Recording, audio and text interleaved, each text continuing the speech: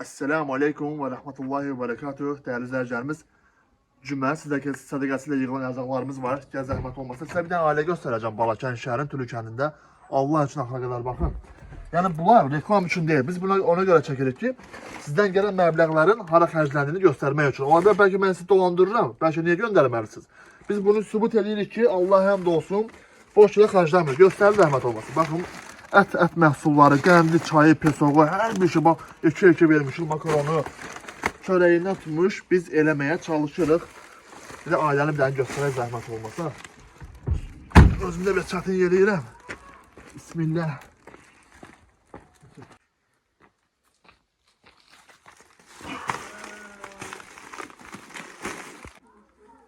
Allah. Deməli, burada birbirimizlə onun yoldaşı yaşayır. Yoldaşını Tülüdə tanımayan yoxdur. İskəndər dayı. İskəndər dayı Tülü kəndinin bütün təndirlərini o tikib. Yəni, bilirsiniz ki, kənd yerində bir çox insan çörəyi özü bişirir. Və dayımız da təndir ustası olubdur. Gəlin zəhmət olmasa.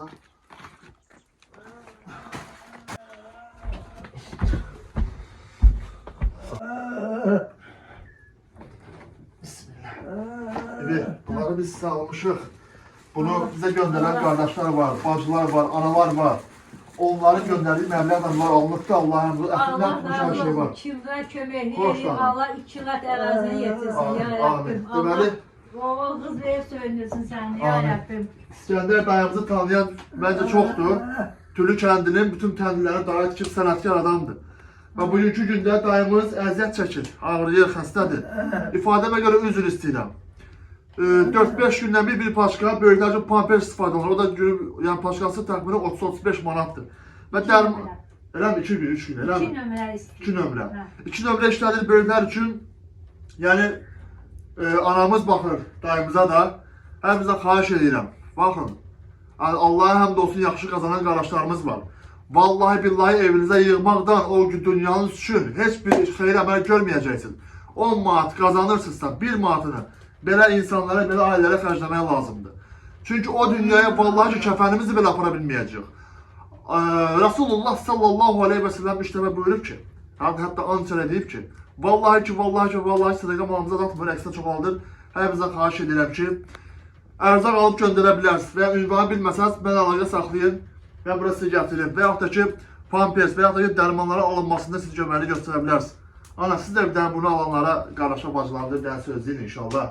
Kimlər bizə yardım edir, Allah onlara 2 qat versin, canlarını sağ etsin, civlər dolu olsun. Amin, amin, amin. İnşallah bizi əlimizə gələn eləyəcək. İnşallah, inşallah. Allah razı olsun. İlk Kimlər öncə... yardım etsə Allah razı olsun. Amin. Həmişə ilk öncə nə etməliyik? İlk öncə Allahdan istəməliyik. Əlbəttə, Allah Azza və Cəllə kimlərsə vasitəçi olaraq bizə bura göndərəcək inşallah. Hər namaz qadağanda gündə 5 dəfə namaz qılır. Əlhamdülillah. Oruç tutur, düyə edirəm. Kimlər bizə yardım edir. Anamız ibadət əhlidir. Allah həmd olsun. Şirkdən uzaqdır. Allah həmd olsun. Yəni ki, bir nə demək istəyirəm ki, bacıların dəstəyini eləyək, bu ailəmiz üçün eləyək ki, Allah Subhanahu Teala da bizim o dünyamızı xeyirli eləsin. Ana, inşallah əlimizə yenə eləyəcək. Dayı, möhkəm ol.